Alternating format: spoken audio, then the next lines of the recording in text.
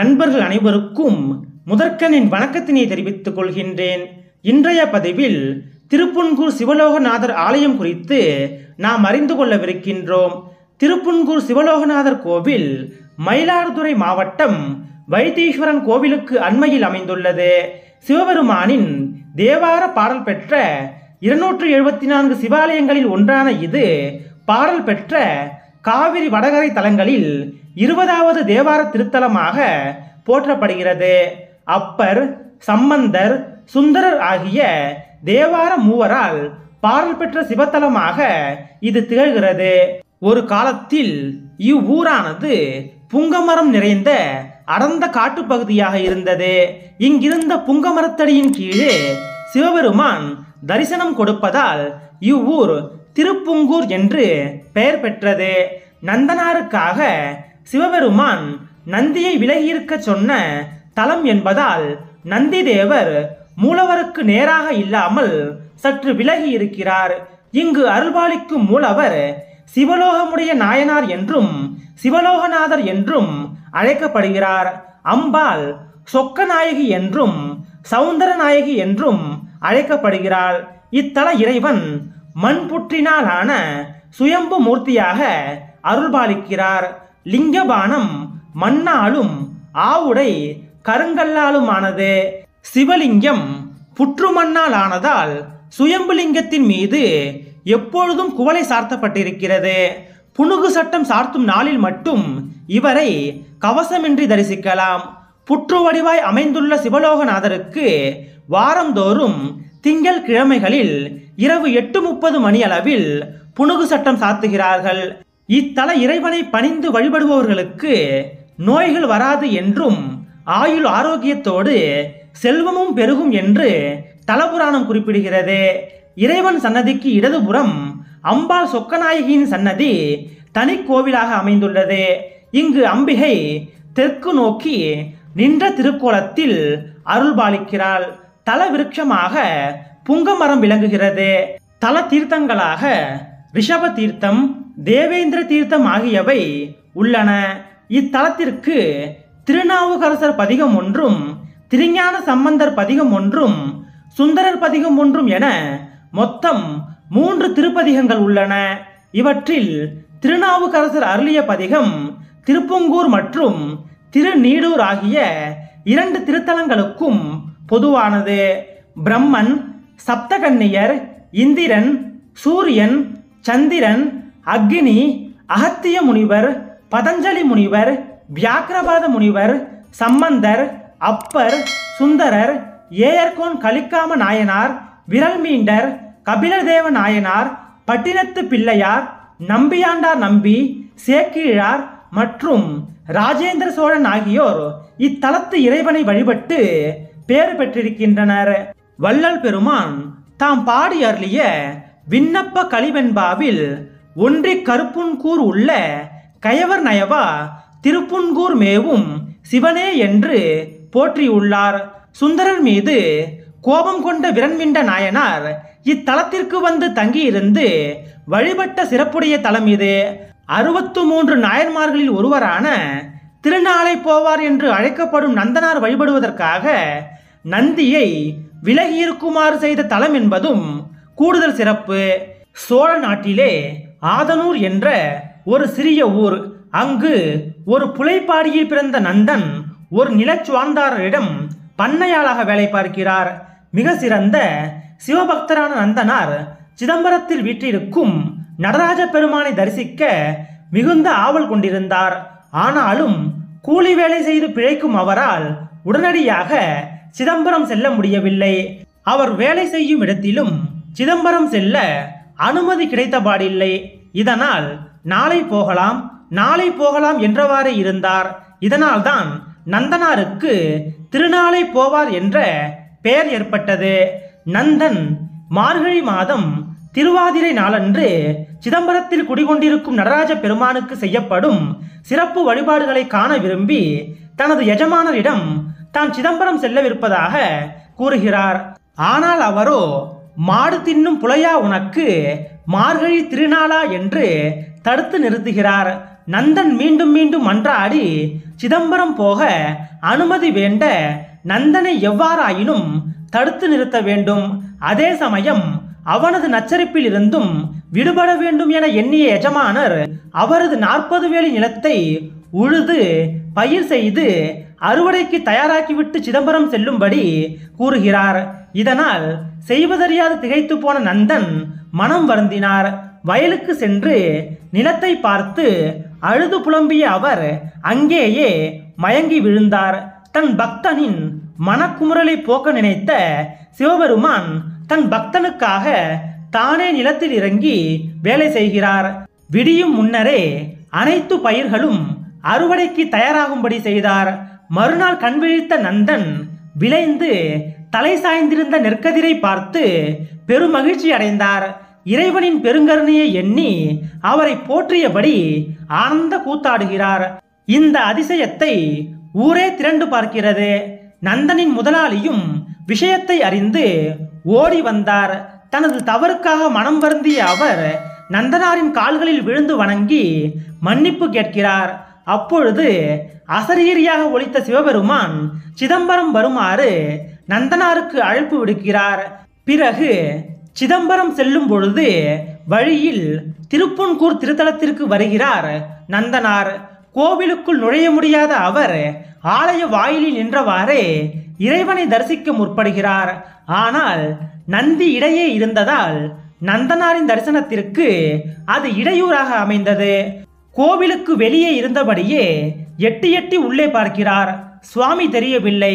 கருவறைக்கு முன்பாக இருந்த பெரிய நந்தி மூலவரை மறைத்து கொண்டிருந்தது. நந்தனார் இறைவனை தரிசிக்க முடியவில்லையே என்ற ஏக்கத்துடன் மலை போல் மாடு படுத்திருக்கிறான் சன்னிதானத்தில். நான் என்ன பாவம் செய்தேனோ இறைவா, உன்னை காண முடியவில்லையே என பலவாறாக புலம்பி கண்ணீர் மல்க பதிகம் பாடுகிறார். நந்தனாருக்காக கருவறை முன்பிருந்த துவாரபாலகர்களும் இறைவனிடம் சுவாமி நந்தனார் வந்திருக்கிறார் என்று கூற சிவபெருமான் நந்திதேவரை பார்த்து பக்தன் நந்தன் வந்திருக்கிறான், சற்றே விலகியிரும் பிள்ளாய், சன்னிதானம் மறைக்கிறதாம் என்று கூறுகிறார். ஈசனின் கட்டளைக்கு அடிபணிந்த நந்தியும் பீடத்தோடு அப்படியே நகர்ந்து கொள்கிறது. நந்தனாருக்கும் சிவ தரிசனம் கிடைக்கிறது. தீபாராதனை ஒளியில் கர்ப்ப கிரகத்தில் ஆனந்த சுடராய் அருள் வடிவாய் காட்சியளிக்கும் சிவலோகநாதரின் திருத்தோற்றத்தை பார்த்து உள்ளமும் உடலும் பொங்கி பூரிக்க வணங்கி மகிழ்ந்தார் நந்தனார். சிவலோகநாதரை போற்றி பாடி ஆனந்த கூத்தாடினார். பக்தி வெள்ளத்தில் மூழ்கி திளைத்தார். தரையில் விழுந்து வணங்கினார். நந்தனாரின் சிவ தரிசனத்திற்காக அன்று விலகி அமர்ந்த நந்தி நந்தனாரின் பக்திக்கு சான்றாக இன்று வரை அப்படியே உள்ளது. இப்பொழுதும் இந்த ஆலயத்தில் நந்தி இறைவனின் கருவறைக்கு நேராக இல்லாமல் சற்று ஒதுங்கி இருப்பதை காணலாம். சிவலோகநாதரை வழிபட்ட நந்தனார் பின்னர் அவரது கோவிலை வலம் வந்தார்.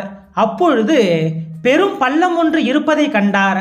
அந்த பள்ளத்தை சீராக வெட்டி திருக்கோவிலுக்கு திருக்குளமாக்க தீர்மானித்தார்.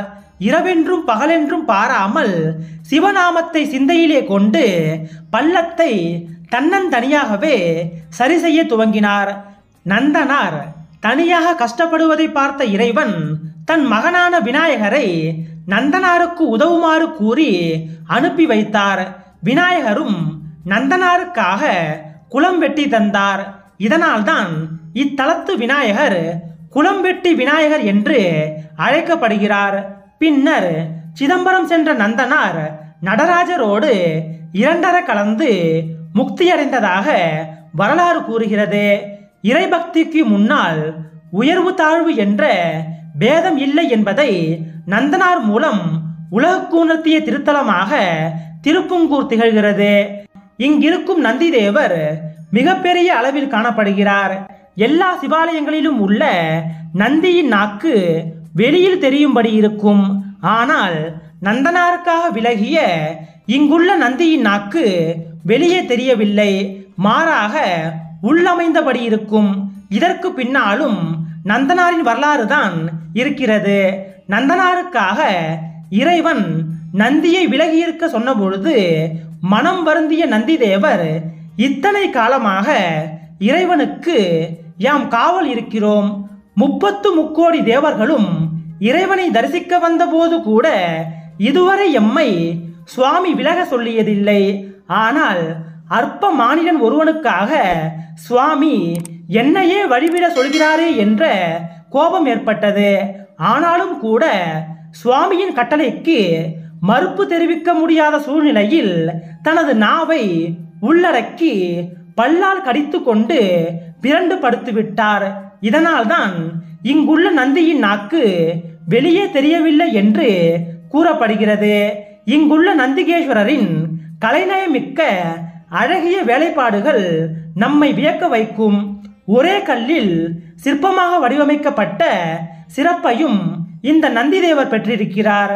ஒரு சமயம் ராஜேந்திர சோழன் தன் நாட்டில் மழை இல்லாமல் பஞ்சம் நிலவியதால் எல்லா சிவாலயங்களிலும் பூஜைகள் செய்வித்தார். மன்னனது கனவில் இறைவன் தோன்றி திருப்புங்கூர் சிவலோகநாதரை வழிபட்டால் மழை உண்டாகும் என்று கூறினார். மன்னனும் திருப்புங்கூர் வந்து சுவாமியை வழிபட்டார். அதே சமயம் சுந்தரரும் அவரது நண்பருமான ஏயர்கோன் கலிக்காம நாயனாருடன் இத்தலத்து இறைவனை வழிபட வந்திருந்தார். அரசன் சுந்தரரை வணங்கி மழை வர செய்யுமாறு வேண்டினார்.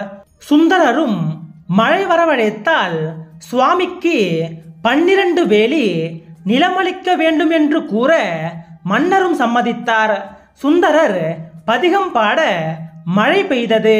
விடாது மழை பெய்ததால் எங்கும் வெள்ளம் பெருக்கெடுத்து ஓடியது.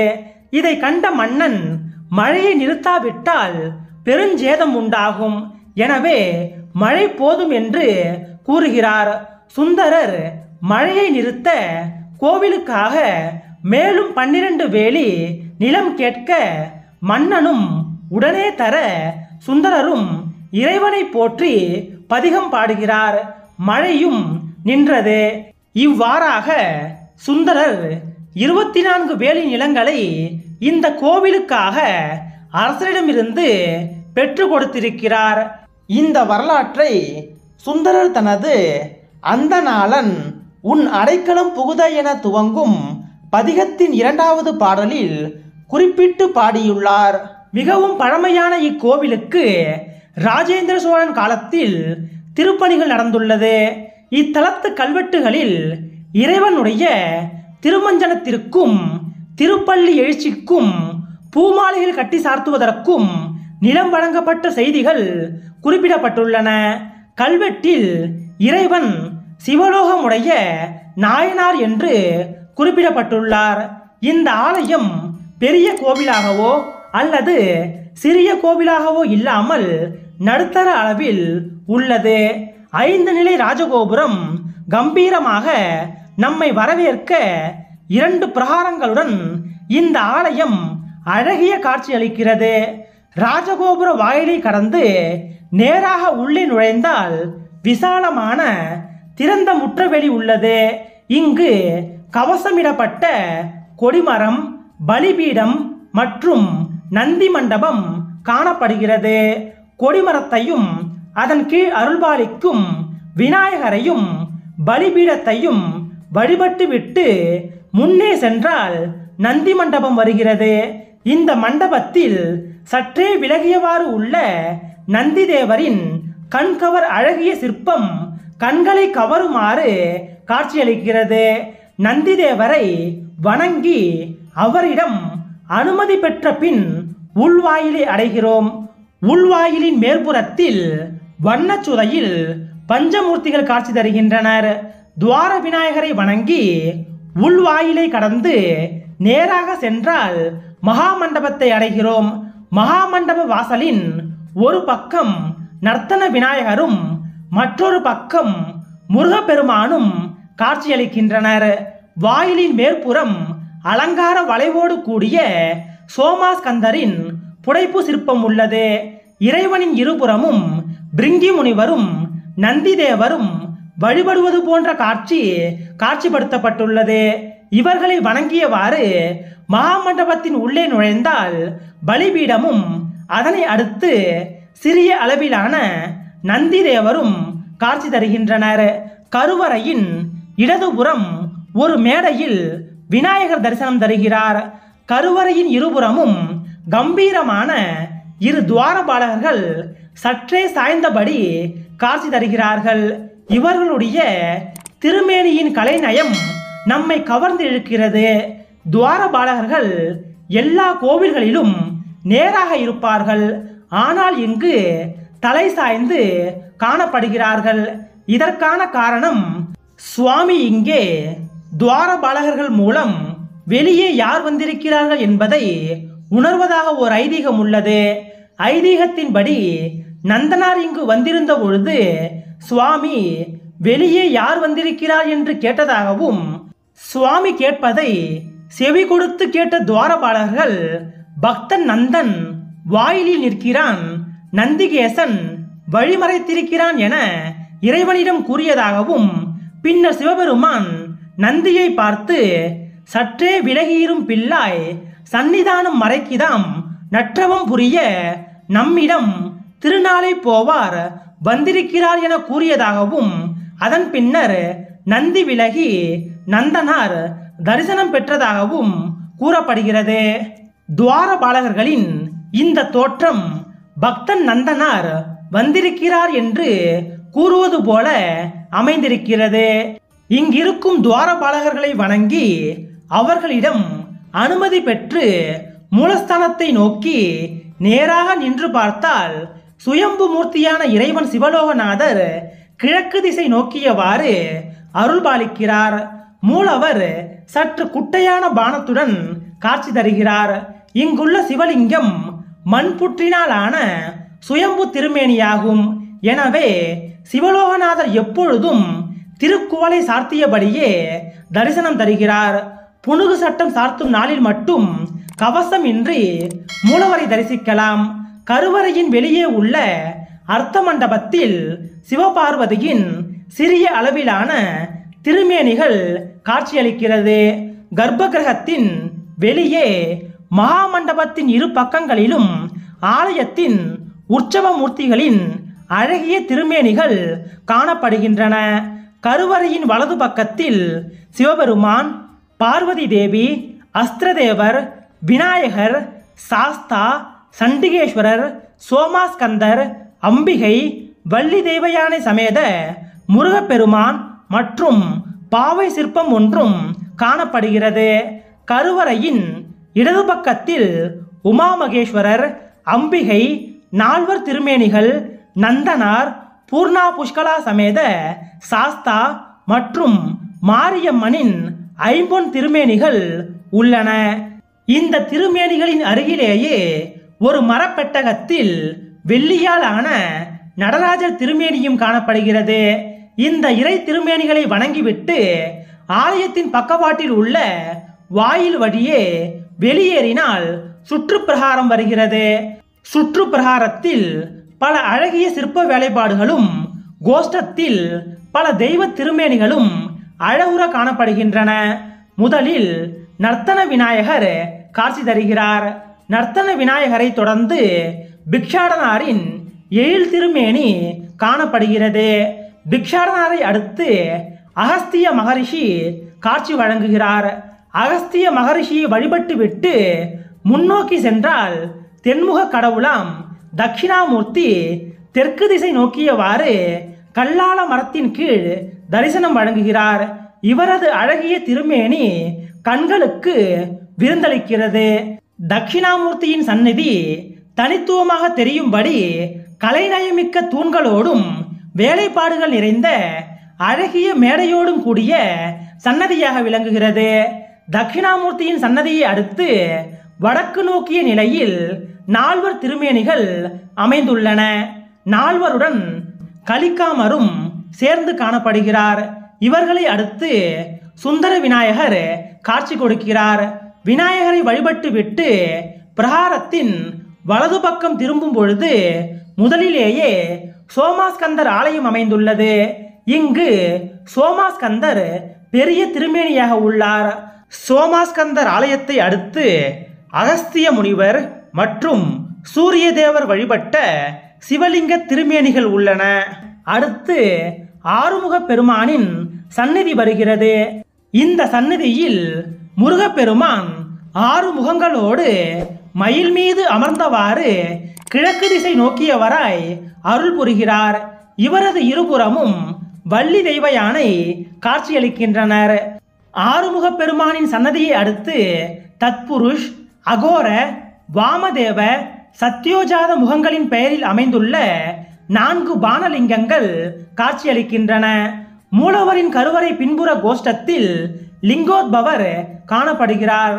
லிங்கோத்பவரின் இருபுறமும் பிரம்மாவும் விஷ்ணுவும் வணங்கியவாறு நிற்கின்றனர். சிவபெருமான் ஆதி அந்தமில்லா ஜோதி பிழம்பாக நின்ற புராண வரலாற்றை இது உணர்த்துகிறது.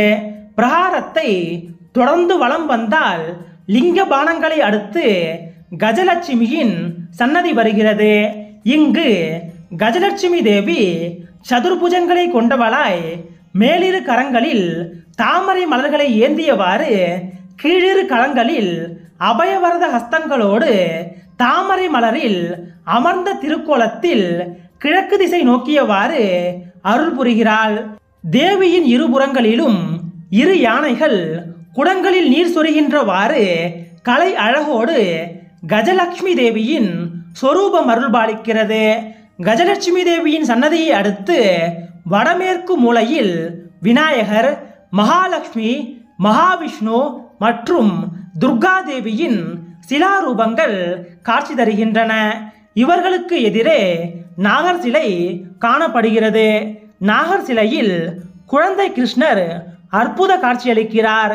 இவர்களை வழிபட்டு விட்டு பிரகாரத்தின் கிழக்கு திசை நோக்கி திரும்பும் பொழுது இறைவனின் பள்ளியறை காணப்படுகிறது. ஆலய பிரகாரத்தில் அபிஷேக தீர்த்தம் வெளியேறக்கூடிய கோமுகத்தின் மேல் கோஷ்டத்தில் பிரம்மதேவர் வடக்கு நோக்கியவராக திருக்காட்சி தருகிறார். பிரம்மதேவரை வணங்கி ஆலயத்தை வலம் வரும் பொழுது சிறிய அளவிலான சண்டிகேஸ்வரர் சன்னதி கோமுகத்தின் அருகிலேயே காணப்படுகிறது. இந்த சன்னதியில் காட்சி தரும் சண்டிகேஸ்வரரின் சிற்பம் கலையழகு மிக்கதாக உள்ளது. சிவபெருமானை தியானித்தவாறு கையில் மழு ஏந்தி அமர்ந்த திருக்கோலத்தில் இவர் தரிசனம் கொடுக்கிறார். சண்டிகேஸ்வரர் அருகில் கோஷ்டத்தில் வடக்கு நோக்கியபடி அர்த்தநாரீஸ்வரர், காலபைரவர் மற்றும் துர்காதேவியின் திருமேனிகள் அடுத்தடுத்து காணப்படுகின்றன. இங்கிருக்கும் திருமேனிகளின் எழில் தோற்றம் நம்மை மெய்மறக்க செய்கின்றது. இவர்களுக்கு மேல்தளத்தில் பூதகணங்கள் காணப்படுகின்றன. உமாதேவியை இடப்பாகத்தில் ஏற்றருளிய மாதொரு பாகனின் எழில் தோற்றம் அற்புத தரிசனமாக இருக்கிறது. அர்த்தநாரீஸ்வரரை அடுத்து காலபைரவர் காட்சி கொடுக்கிறார். இங்கு அருள் புரியக்கூடிய காலபைரவரின் தலையில் அக்னி ஜுவாலைகள் ஒளி வீச, கண்களில் கோபம் தெறிக்க, கோரை பற்கள் வெளியே தெரிய உக்ர ரூபத்துடன் காட்சி தருகிறார். இந்த பைரவமூர்த்திக்கு அடுத்தபடியாக துர்காதேவி காட்சி தருகிறாள். இங்கிருக்கும் துர்காதேவியை வழிபடுவதற்கு ஏற்றவாறு மேடையும் அமைக்கப்பட்டுள்ளது. துர்காதேவி மகிஷத்தின் தலை மீது நின்றாலும் கோபம் தணிந்த சாந்த நிலையில் சதுர்புஜங்களை உடையவளாய், சங்கு சக்கரத்தை ஏந்தியவளாய், அபயமுத்திரை கொண்டவளாய் அருள்பாலிக்கிறாள். துர்காதேவியை வணங்கிவிட்டு முன்னோக்கி நடந்தால் குதிரை, ரிஷபம், அன்னவாகனம் என பல வாகனங்களும் வரிசையாக உள்ளன. பிரகார சுவற்றில் சலவை கல்லில் இத்தலம் மீதான தேவார பாடல்கள் பதிக்கப்பட்டுள்ளன. பிரகாரத்தில் தொடர்ந்து செல்ல அடுத்து சௌந்தரிய நாயகி அம்பிகையின் ஆலயம் வருகிறது. அம்பாள் சன்னதி தனியாக வலம் வரும் அமைப்புடன் தனி கோவிலாக கலைநயத்துடன் அமைக்கப்பட்டுள்ளது. அம்பாள் சன்னதியின் முன்புறம் நந்தி தேவர் மற்றும் பலிபீடம் அமைந்துள்ளது. அம்பாள் ஆலய அர்த்த மண்டப விதானத்தில் கஜலட்சுமி தேவியின் சிற்பம் காணப்படுகிறது. வாயிலின் இருபுறமும் துவார சக்தியர் காவல் இருக்கின்றனர். ஆலய கருவறையில் அன்னை சௌந்தரிய நாயகி சதுர்புஜங்களோடு நின்ற திருக்கோலத்தில் தெற்கு திசை நோக்கியவாறு அருள் பாலிக்கிறாள். இந்த சந்நிதி நுணுக்கமான கலை வேலைப்பாடுகளோடு சுற்றி வலம் வரும்படி ஒற்றை பிரகாரத்தோடு அமைக்கப்பட்டுள்ளது. இந்த சன்னதியின் அழகிய பல கலை வேலைப்பாடுகள் கண்களுக்கு விருந்தளிக்கின்றது. ஆலயத்தின் மேல்புறம் அமைந்திருக்கக்கூடிய வீரபத்திரர், காளி மற்றும் அம்பிகையின் பல்வேறு சிற்ப வடிவங்கள் கண்களை கவரும்படியாக எழிலுற காட்சியளிக்கின்றன. கருவறைக்கு வெளியே தீர்த்தம் வெளியேறும் இடத்தில் வடிவமைக்கப்பட்டிருக்கும் கோமுகம் கீர்த்திமுகத்தின் வாயிலிருந்து நீர் வெளியேறும்படியாக கலைநயத்துடன் அமைக்கப்பட்டுள்ளது. அம்பாள் சன்னதியை அடுத்து நடராஜர் சன்னதி அமைந்துள்ளது. ஆலய பிரகாரத்தின் திருச்சுற்று மாளிகையில் காட்சி தரும் நடராஜ பெருமான் அன்னை சிவகாமியோடு நடனமாடிய திருக்கோலத்தில் வீற்றிருக்கிறார். இவரது திருவடியில் குடமுழாவை முழக்கும் பூதகணங்கள் உள்ளன. திரிபுரத்தை எரித்த பொழுது அழியாது பிழைத்த அசுரர்கள் மூவரில் இருவரை தனது திருக்கோவிலின் வாயில் காவலராக்கினார் சிவபெருமான். மற்றொருவனை தான் நடனம் ஆடும் பொழுது மத்தளத்தை முழங்கும்படி அருள் செய்தார். இந்த வரலாற்றை சுந்தரர் தனது பதிகத்தில் குறிப்பிடுகிறார். சுந்தரர் தனது தேவார பதிகத்தில் கூறியபடி இந்த ஆலயத்தில் அருள் புரியும் நடராஜ பெருமானின் திருவடியில் ஓர் உருவம் அமர்ந்து தன் 4 கரங்களாலும் பஞ்சமுக வாத்தியத்தை அடித்து இசை எழுப்பும்படியாக இருப்பதை காண முடிகிறது. நடராஜர் சன்னதியை அடுத்து நவகிரகங்களின் சந்நிதி அமைந்துள்ளது. நவகிரகங்கள் திருமாளிகை சுற்றின் மேடையில் அமைந்திருக்கின்றனர். இங்கு நவகிரகங்களான சூரியன், சந்திரன், செவ்வாய், புதன், குரு, சுக்கிரன், சனி, ராகு மற்றும் கேது ஆகியோர் தத்தமது திசையை நோக்கியவாறு காட்சி தருகின்றனர். நவகிரக சந்நிதிக்கு அருகிலேயே சிறிய அளவிலான காலபைரவ மூர்த்தி காட்சி தருகிறார். காலபைரவரின் பக்கத்திலேயே சந்திரதேவர் காட்சியளிக்கிறார். நவகிரகங்கள், பைரவர் மற்றும் சந்திரதேவர் சன்னதிகளை வணங்கி பிரகாரத்தில் நேராக சென்றால் மூலவர் சிவலோகநாதர் சன்னதி வருகிறது. ஆலய நுழைவு வாயிலின் இடது பக்கத்தில் சிவசூரிய மூர்த்தி நின்ற திருக்கோலத்தில் காட்சியளிக்கிறார். சிவலோகநாதரின் தரிசனத்தை முடித்துவிட்டு வெளியே வந்து வெளிப்பிரகாரத்தை வலம் வரும் பொழுது ஆலயத்தின் தென்மேற்கு மூலையில் குளம் வெட்டிய விநாயகர் சந்நிதி அமைந்திருக்கிறது. இந்த சந்நிதியில் விநாயகர் கிழக்கு நோக்கியபடி காட்சி தருகிறார். நந்தனாருக்காக இந்த பிள்ளையார் ஒரே இரவில் பூதகணங்களை கொண்டு குளம் வெட்டினார் என்பது வரலாறு. இந்த விநாயகர் உருவாக்கி கொடுத்த குளத்தை இன்றளவும் இந்த ஆலயத்தில் நாம் காணலாம். ஆலயத்தின் மேற்புறம் உள்ள ரிஷப தீர்த்தம் விநாயகர் வெட்டிய திருக்குளம் என்ற சிறப்பினை கொண்டிருக்கிறது. இங்கிருக்கும் விநாயகர் பெருமானை வழிபட்டு விட்டு மேலும் வலம் வரும் பொழுது மேற்கு ராஜகோபுரம் கண்களில் தென்படுகிறது. ராஜகோபுரத்தை கடந்து முன்னோக்கி செல்லும் பொழுது வடமேற்கு மூலையில் சுப்பிரமணியர் சன்னதி இருக்கிறது. இந்த சன்னதியில் முருகப்பெருமான் வள்ளி தேவசேனா சகிதராக நின்ற திருக்கோலத்தில் கிழக்கு திசை நோக்கியவாறு அழகே உருவாய் அருள்பாலிக்கிறார். இந்த முருகப்பெருமானை வழிபட்டு விட்டு மேலும் முன்னோக்கி நடந்து சென்றால் மூலவர் விமானம், ராஜகோபுரம், சிறிய அளவிலான நந்தவனம் போன்றவை அழகிய காட்சியளிக்கிறது. அடுத்து தலவிருட்சமான புங்கமரம் அமைந்துள்ளது. புங்கமரத்தின் கீழ் ஒரு மேடையில் பஞ்சலிங்கங்கள் தரிசனம் அளிக்கின்றன. பஞ்சலிங்கங்களுக்கு எதிரே நந்திதேவர் மற்றும் பலிபீடம் அமைந்துள்ளது. இந்த பஞ்சலிங்கங்களை வணங்கினால் திருமண வரம் கிடைக்கும் என்றும் நாகதோஷம் நிவர்த்தியாகும் என்றும் கூறப்படுகிறது. பஞ்சலிங்கங்களின் பக்கவாட்டில் வரிசையாக அமைக்கப்பட்டுள்ள சிறு சிறு மேடைகளில் பல நாகர்களின் சிலாரூபங்கள் காணப்படுகின்றன. பஞ்சலிங்கங்கள் தோன்றியதன் பின்னால் ஒரு வரலாறு உள்ளது. ஒரு முறை சுவாமிக்கும் அம்பாளுக்கும் அழகில் யார் சிறந்தவர் என்ற போட்டி வருகிறது. சிவபெருமான் ஒரு தர்ப்பை புல்லை எடுத்து 3 முடிச்சு போட்டு பூலோகத்தில் போடுவதாகவும் அது எந்த இடத்தில் கீழே விழுகிறதோ அங்கு நம்மில் யார் அழகில் சிறந்தவரோ அவரது உருவம் தோன்றும் என இறைவன் கூற அதற்கு அம்பாள் சம்மதிக்கிறாள். அதன்படி சுவாமி தர்ப்பையை கீழே போட தர்ப்பை இந்த இடத்தில் கீழே விழுந்து பஞ்சலிங்கமாக மாறிவிடுகிறது. அந்த பஞ்சலிங்கங்கள் தான் இங்கு அருள்பாலிப்பதாக கூறப்படுகிறது. பஞ்சலிங்கங்கள் அமைந்துள்ள தலமரத்திற்கு எதிரே உள்ள சந்நிதியில் பிரம்மலிங்கம் உள்ளது. இந்த லிங்கமானது பிரம்மதேவரால் வழிபாடு செய்யப்பட்டதாக கூறப்படுகிறது.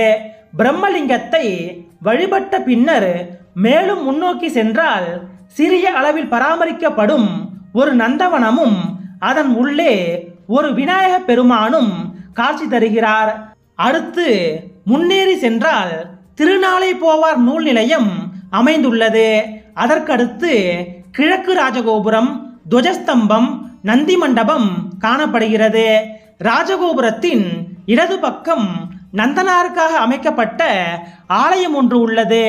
இந்த ஆலயம் முன்மண்டபத்தோடு கூடிய சிறிய ஆலயமாக காணப்படுகிறது. இந்த சந்நிதியில் நந்தனார் அமர்ந்த நிலையில் திருக்காட்சி அளிக்கிறார். இங்கிருக்கும் நந்தனாரின் சிற்பமானது அநேகமாக தமிழகத்தின் கோவில்களில் இருக்கக்கூடிய நந்தனார் சிலைகளை காட்டிலும் மிகவும் பழமையான சிலையாக இருக்கக்கூடும். திருநாளை போவார் என்று திருமுறைகளில் போற்றப்படும் இந்த நந்தனாரை போற்றி வழிபட்டு விட்டு ராஜகோபுரத்தை கடந்து ஆலயத்தின் வெளியே வந்தால் திருக்கோவிலின் மதில் சுவரை ஒட்டியபடி திருக்குளம் ஒன்றும் காட்சியளிக்கிறது. திருக்குளத்தின் எதிரே சிவலோகநாதர் கோவிலுக்கு சொந்தமான திருமண மண்டபம் ஒன்றும் அறநிலையத்துறையினால் பராமரிக்கப்படுகிறது. தேரடிக்கு அருகே சாலை ஓரத்தில் விமானத்தோடு கூடிய சிறிய நந்தனார் கோவில் ஒன்று அமைந்துள்ளது. இந்த கோவிலில் சிரம் மீது கரம் கூப்பியவாறு நந்தனார் நின்ற கோலத்தில் சிவலோகநாதரை தரிசனம் செய்யுமாறு காட்சி தருகிறார். இந்த கோவில் இடைப்பட்ட ஆண்டுகளில் கட்டப்பட்டிருப்பதை ஆலயத்தின் செங்கல் கட்டுமானம் மூலம் அறிந்து கொள்ள முடிகிறது. ராஜகோபுரத்திற்கு நேரெதிரில் இருக்கும் இந்த ஆலயத்தில் இருந்தவாறு நந்தனார் சிவதரிசனம் செய்யும்படியாக நந்தனாரின் சிற்பம் வடிவமைக்கப்பட்டிருக்கிறது. இந்த ஆலயத்தின் பக்கவாட்டில் ஆஞ்சநேயர் கோவில் ஒன்றும் காணப்படுகிறது. நாகதோஷம், பூர்வ ஜென்ம பாவதோஷம் உள்ளவர்கள் இத்திருத்தலத்தில் வழிபடுவதன் மூலம் தோஷ நிவர்த்தி பெறலாம். திருமண வரம் வேண்டுவோர் அர்ச்சனை மாலை சாத்துவது இத்திருத்தலத்தில் விசேஷம். அதோடு பரிகார அர்ச்சனை என்பதும் இத்திருத்தலத்தில் விசேஷமான ஒன்றாக கூறப்படுகிறது. இங்கு வைகாசி விசாகம் 10 நாட்கள் பிரம்மோற்சவ திருவிழா நடைபெறுகிறது. இந்த திருவிழாவின் 10 நாட்களும் சுவாமி வீதி உலா சிறப்புற நடைபெறுகிறது. மாதாந்திர பிரதோஷம், சிவராத்திரி, தீபாவளி பண்டிகை, பொங்கல் திருநாள், தமிழ் மற்றும் ஆங்கில புத்தாண்டு தினங்களின் பொழுதும் இந்த ஆலயத்தில் சிறப்பு அபிஷேக ஆராதனைகளும் பூஜைகளும் நடைபெறுகிறது. இத்திருக்கோவில் தினமும் காலை 7 மணி முதல் மதியம் 12 மணி வரையிலும், மாலை 4 மணி முதல் இரவு 8:30 மணி வரையிலும் தரிசனத்திற்காக திறந்திருக்கிறது. வைத்தீஸ்வரன் கோவிலில் இருந்து 4 கிலோமீட்டர் தூரத்தில் இத்திருத்தலம் அமைந்திருக்கிறது. வைத்தீஸ்வரன் கோவிலில் இருந்து திருப்பனந்தாள் செல்லும் சாலையில் மேற்கே சுமார் 4 கிலோமீட்டர் சென்றால் சாலையை ஒட்டி திருப்புன்கூர் சிவலோகநாத சுவாமி கோவில் என்று எழுதப்பட்ட அலங்கார வளைவு காணப்படுகிறது. இதன் உள்ளே ஏறக்குறைய 1 கிலோமீட்டர் சென்றால் கோவிலை அடையலாம். கோவில் வரை வாகனங்கள் செல்லும் வசதி உள்ளதும் குறிப்பிடத்தக்கது. மயிலாடுதுறையில் இருந்தும் சீர்காழியில் இருந்தும் திருப்புங்கூர் செல்ல நிறைய பேருந்து வசதிகள் உள்ளன. இன்றைய பதிவின் வாயிலாக திருப்புங்கூர் திருத்தலத்தின் சிறப்புகள் குறித்தும் தல வரலாறு குறித்தும் நாம் அறிந்து கொண்டோம். திருப்புங்கூர் திருத்தலத்தில் வீட்டிலிருந்து அருள்பாலிக்கக்கூடிய சிவலோகநாதரின் பெருமைகளையும் அம்பாள் சௌந்தரிய நாயகியின் சிறப்புகளையும் போற்றி கொண்டாடுவோம். நன்றி.